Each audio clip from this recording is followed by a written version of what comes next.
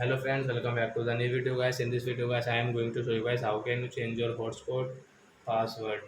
As you want to change your hotspot password in your Tecno phone, so as you can change it. And guys, now let's see how to change hotspot password in Tecno phone guys. In this video guys, I am going to show you guys how to change hotspot password.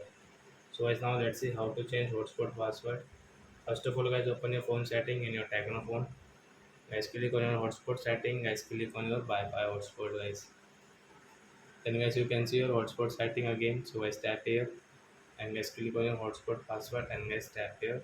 Cut this password guys. New password guys. We will take it 0987654321 and guys you want to use this alphabet. So guys you can use like that and then we will change here. Save and guys now you can see your hotspot password has changed in your Tecno phone. So like that guys you can change your hotspot password in your Tecno phone.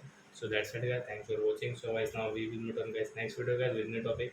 Before going guys, please go and like my video, subscribe my channel. Bye bye friends.